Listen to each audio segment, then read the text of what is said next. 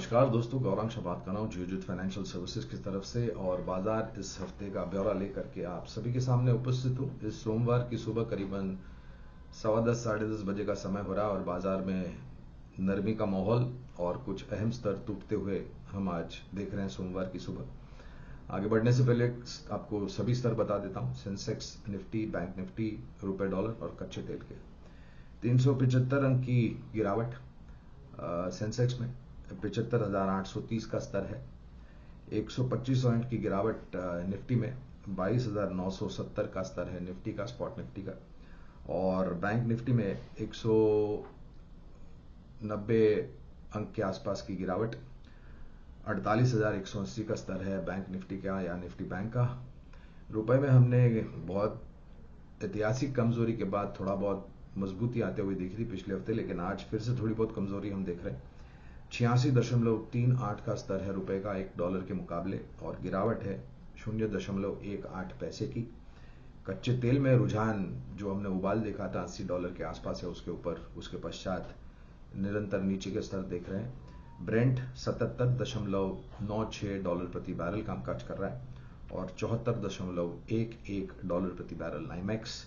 और इसका अहम कारण है, आज सुबह कुछ खबरें आई हैं कि राष्ट्रपति ट्रंप ने सऊदी और ओपेक प्लस जो देश है जो कच्चे तेल उत्पादन करते हैं ज्यादा मात्रा में, उनको हिदायत दी है कि वो कच्चे तेल के दाम में कटौती करें। अब ये होता है नहीं होता है, और अगर होता है तो कितनी मात्रा में होता है, ये शायद इस हफ्ते आने वाले भविष्य में पता चलेगा, जिससे शायद कच्चे तेल के दामों में और गिरावट आ सकती है, जो कि एक अनिवार्य परिस्थिति है जहां तक हमारी अर्थव्यवस्था का सवाल है। रुपए में थोड़ी बहुत मजबूती के बाद हम कमजोरी देख रहे हैं, तो शायद थोड़ी बहुत कमजोरी और बढ़ सकती है। 86.50 तक के स्तर कमजोरी के देख सकते हैं। और मजबूती में जो स्तर हमने पिछले हफ्ते देखे थे 86.20, 86.25, शायद उसके आसपास रुपया कारोबार कर सकता है। ये एक अनुमानित स्तर हम आपको बता रहे हैं। अब आते हैं इस हफ्ते के कुछ अहम पहलुओं पर जिससे बाजार पर प्रतिक्रिया या असर हो सकता है। तो इस हफ्ते बाजार में रुझान बहुत ही उठापटक वाला हो सकता है, यह हमारा अनुमान है। और उसके कारण 2-3 खास है। एक तो है इस गुरुवार को महीने की एफएनओ की एक्सपायरी, तत्पश्चात 1 फरवरी शनिवार को बजट पेश किया जाएगा माननीय वित्त मंत्री जी श्रीमती निर्मला जी सीतारामन जी की तरफ से। और शनिवार को बाजार खुला है, पूरा दिन कामकाज करेगा जैसे चालू दिन पर कामकाज होता है। 9 बजे से लेकर 3:30 तक बाजार चालू रहेगा शनिवार को 1 फरवरी को, क्योंकि बजट है। उसके साथ साथ दोस्तों आज एक और ऊपर के स्तर हमने इंडिया विक्स यानी कि इंडिया वोलेटिलिटी इंडेक्स में देख रहे हैं। 70.70 की ऊपर के तरफ के स्तर इंडिया वोलेटिलिटी इंडेक्स में और करीबन 6% की बढ़ोतरी हम देख रहे हैं इंडिया विक्स में। ये एक अहम कारण है और इसकी चर्चा हम लगातार कुछ महीनों से कर रहे हैं और आपको बता रहे हैं कि जब जब इंडिया वोलेटिलिटी इंडेक्स ने ऊपर के तरफ के रुझान दिखाएं, तब तब भारतीय शेयर बाजार में उठापटक और दोनों तरफ के दायरे देखने मिल रहे हैं। जब तक ये स्थिरता नहीं आती है और नीचे नहीं आता है इंडिया विक्स, तब तक ये उठापटक वोलेटिलिटी हमें देखना अनिवार्य होगा। तो ये बात आप ध्यान रखें। और जहां तक तिमाही नतीजों का सवाल है, तो एक सकारात्मक, इन सब नकारात्मक बातों के बीच में अगर एक सकारात्मक बात जो मुझे दिखाई दे रही है, वो है तीसरी तिमाही के नतीजे। जो भी नतीजे हमने अब तक देखे हैं, वहां पर कोई ऐसा बहुत बड़ा नकारात्मक आंकड़ा क्षेत्र के आधार पर या कंपनियों के आधार पर हमने नहीं देखा है। इक्का दुक्का कंपनियों में शायद थोड़ी बहुत निराशा आई है। और दूसरी तिमाही की तुलना में अब तक जो नतीजे हमने तीसरी तिमाही के देखे हैं, वो बेहतर रंग और रुझान लेकर के आए हैं, ऐसा हमारा मानना है। बाकी अन्य जो कंपनियां बाकी हैं तीसरी तिमाही के नतीजों की घोषणा करने के लिए, अनुमान लगा करके चलते हैं कि वो भी अच्छे आएंगे। और अगर ऐसा होता है दोस्तों, तो एक तर्क हमारा ये निकल करके आता है कि चौथी तिमाही के नतीजे शायद रंग रुझान में तीसरी तिमाही के मुकाबले और बेहतर हो सकते हैं। लेकिन आंकड़े जब आएंगे तब हमें पता चलेगा। जहां तक विदेशी संस्थागत निवेशक और स्थानीय संस्थागत निवेशकों का सवाल है, शुक्रवार को भी विदेशी संस्थागत निवेशकों की तरफ से 2,760 करोड़ के आसपास की बिकवाली हुई थी शुक्रवार को विदेशी संस्थागत निवेशकों की तरफ से, और स्थानीय संस्थागत निवेशकों की तरफ से खरीदारी का आंकड़ा खड़ा था 2,400 करोड़ के आसपास। तो ये भी एक कारण है दोस्तों, ये जो इंडिया वॉलेटिलिटी इंडेक्स, हम प्रयास करते हैं उभरने का, लेकिन फिर से दबाव आ जाता है बिकवाली का, और विदेशी संस्थागत का निवेश जो बिकवाली का सिलसिला है वो अभी भी बरकरार। तो ये शायद चलता रहेगा। शायद विदेशी संस्थागत निवेशक इस शनिवार का इंतजार कर रहे हैं 1 फरवरी का, कि बजट में क्या उभर करके आते हैं, और फिर वो निर्णय लेंगे कि हमारी बिकवाली है उसको थमे या फिर वो बिकवाली को खरीदारी की तरफ मोड़ दे। तो ये तो अगले हफ्ते पता चलेगा। अहम स्तर जो हम देख रहे हैं अभी, क्योंकि हमने 23,000 के नीचे फिलहाल कामकाज कर रहे हैं, और अगर हम 23,000 के ऊपर बंद देने में सक्षम नहीं रहे इस हफ्ते या फिर आने वाले दिनों में, इस हफ्ते में, तो शायद नीचे की तरफ का दायरा है वो और खुल जाता है, और वो दायरा बन जाता है करीबन 22,800 के आसपास। और ये स्तर इसलिए भी महत्वपूर्ण है क्योंकि हमने जब एक नया सर्वोच्चम स्तर बनाया था 26,277 का, और उसके पहले कुछ महीने पहले जब हम प्रयास कर रहे थे 23,000 की तरफ जाने के लिए, तो ये एक स्तर था जिसको पार करने में हमें बहुत बड़ी कठिनाई थी। और जब हमने ये स्तर पार किया तो वास्तविकता में एक नया शिखर हमने बनते हुए देखा। 22,800 टिकना बहुत अनिवार्य है दोस्तों। अगर ये भी टूट जाता है तो शायद नीचे की तरफ के दायरे और खुल जाएंगे, लेकिन उम्मीद रखते हैं कि ऐसी परिस्थिति न देखने मिले, और शायद इस हफ्ते जो भी दिन बाकी हैं कामकाज के, शनिवार को लेकर के, क्योंकि शनिवार को बजट है और बाजार पूरे दिन चालू रहेगा, तो उम्मीद करते हैं कि हम फिर से 23,000 के ऊपर जाकर के बंदे, जिससे थोड़ा बहुत भरोसा और हो जाएगा।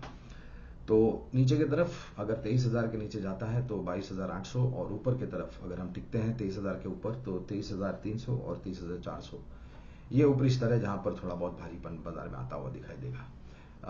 कुछ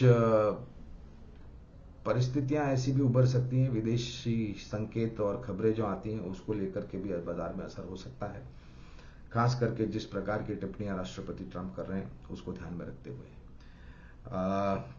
जैसे हमने बताया, कच्चे तेल में अगर कटौती होती है, दाम में कटौती होती है, तो नीचे की तरफ के दायरे होना और संभव है। अब प्रतिक्रिया और रुझान और हमारी सोच और हमारी समझदारी, अगर इस समीकरण को सामने रखते हैं, और जो स्तर हमने बाजार में देखिए, हमने जो सर्वोच्चम स्तर देखा था और आज जो स्तर हम देख रहे हैं उसमें अमूमन 12% के आसपास की नीचे की तरफ के दायरे हमने सेंसेक्स, निफ्टी यानी कि दिग्गज सूचकांक में देखे हैं, और कुछ स्टॉक्स में जो करेक्शन हमने देखा है वहां पर इससे ज्यादा करेक्शन आते हुए देखा है। और अगर और हम ये बात मानते हैं कि ऐसे करेक्शन के पश्चात अगर आप इंतजार कर रहे थे बाजार में निवेश करने का और निचले स्तर पर खरीदारी की सोच रहे थे, तो इस स्तर से शुरुआत कीजिए, पूरी ताकत मत लगाइए, और जो भी शेयर्स आपने चयन करके रखे हैं या फिर ढूंढ करके एक सूची बनाई है उसमें धीरे धीरे करके किश्तों में निवेश करना शुरू कीजिए। और अगर आपने ऊपरी स्तर में लेकर के बैठे हैं तो और अच्छी कंपनियों में अगर आपका निवेश है दोस्तों, तो किसी प्रकार की जल्दबाजी यहां से निकलने की नहीं करना चाहिए। देखिए, बाजार में सुधार होगा ये तो निश्चिंत है, कब होगा ये समय के बारे में कहना बहुत मुश्किल है, लेकिन हमने 2022, 2023, जनवरी 2024 से लेकर के सितंबर 2024 तक जो ऊपरी तरफ के दायरे देखे, और उसके पश्चात जो बिकवाली हुई और आज तक जो बिकवाली हो रही है, खास करके विदेशी संस्थागत निवेशकों की तरफ से, उससे किसी प्रकार का घबराना, डर, भय और ऐसा निर्णय लेना जिससे शायद आपको भविष्य में पश्चाताप हो कि हमने क्यों बेच दिए शेयर अगर अच्छी कंपनियों में, तो ऐसे कदम आपको नहीं उठाने चाहिए। हमारा मानना है कि सुधार होगा, लेकिन समय लगेगा जिस प्रकार की परिस्थितियां हैं, और ज्यादातर 1 फरवरी को बजट क्या पेश होता है वह उस पर भी निर्भर होगा। तो इस माहौल, ऐसे बाजार में, ऐसे माहौल में आपको निवेश करने की विचारधारा रखनी चाहिए, न कि निवेश निकालने की शेयर मार्केट में से। और अगर आपको निवेश लायक रणनीति बनानी है तो हर हफ्ते हम आपको इसी चर्चा में 2 विकल्प देते हैं। आज भी हम 2 विकल्प लेके आए हैं। एक है वित्तीय क्षेत्र की कंपनी और दूसरी है खपत क्षेत्र से जुड़ी हुई कंपनी, यानी कि बैंकिंग एंड फाइनेंस क्षेत्र की कंपनी और एफएमसीजी क्षेत्र की कंपनी। नाम है जियो फाइनेंशियल सर्विसेज लिमिटेड। आपको याद होगा दोस्तों, कुछ समय पहले जब इस कंपनी को अलग किया गया था और अलग रूप में लिस्टिंग करने का प्रयास किया गया था, तब एक स्पेशल सत्र रखा था शेयर बाजार में मूल्यांकन निर्धारित करने के लिए।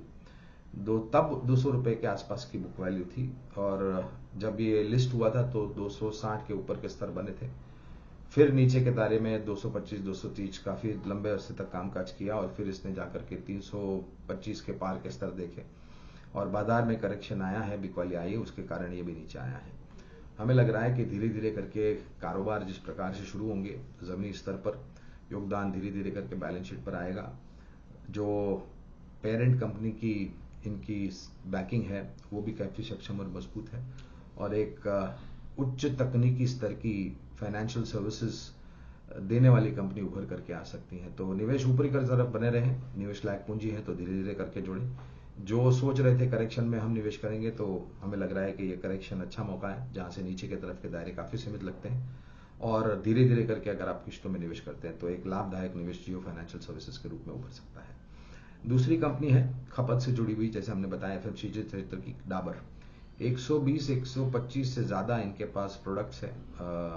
आयुर्वेदा और हर्बल ने निरंतर आरडी में निवेश के द्वारा ये नए नए प्रोडक्ट्स अपने प्रोडक्ट पोर्टफोलियो में जोड़ते जाते हैं और जिस प्रकार की परिस्थिति बजट में उभर करके आएगी, क्योंकि एक ऐसी भी विचारधारा चल रही है कि खपत को लेकर के वित्त मंत्री जी कुछ बहुत बड़ा और ठोस कदम उठाएंगे और खपत को बढ़ावा देने के लिए प्रोत्साहन दिया जाएगा और इसके लिए शायद जो निजी स्तर के कर के स्तर हैं वहां पर कुछ रियायत दी जाएगी, ऐसा मानना है शायद। और अगर वास्तविकता में ऐसा होता है तो हमें लग रहा है कि एफएमसीजी क्षेत्र की कंपनियां एक बेहतर रुझान लेकर के आएगी। तो डाबर लिमिटेड एक ऐसी कंपनी है जहां पर हमने निरंतर निवेश की राय दी है और ये भी ऐसा स्टॉक है जो स्तर पर कामकाज कर रहा है, वहां से नीचे की तरफ के दायरे काफी सीमित लगते हैं और लंबी अवधि की विचारधारा है। तो यहाँ पर भी आप शुरुआत कर सकते हैं धीरे धीरे और किस्तों में जब गिरावट आती है तो आप बिल्कुल यहाँ पर जोड़ सकते हैं। मेरी वाणी को अब विराम देता हूं, उम्मीद रखते हुए कि 23,000 के स्तर बने रहें, वहां उसके नीचे न जाकर के हम टिके और ऊपर जाकर के टिके और एफएनओ एक्सपायरी निर्णायक तरीके से संपन्न हो जाए, रोल ओवर्स अच्छी तरीके से हो जाए, लॉन्ग रोल ओवर्स की मैं बात कर रहा हूं और 1 फरवरी को बजट में हमें कुछ निर्णायक ठोस खपत को सहायता करते हुए और वित्तीय अनुशासन को ध्यान में रखते हुए कदम माननीय वित्त मंत्री जी श्रीमती निर्मला सीतारमण जी लेंगे, ऐसी उम्मीद लेकर के आगे बढ़ते हैं। बहुत बहुत धन्यवाद, आपने हमारी बात शांतिपूर्वक सुनी। आप लोगों से विदा लेते हुए और अगले सोमवार को फिर मिलेंगे। बहुत बहुत धन्यवाद।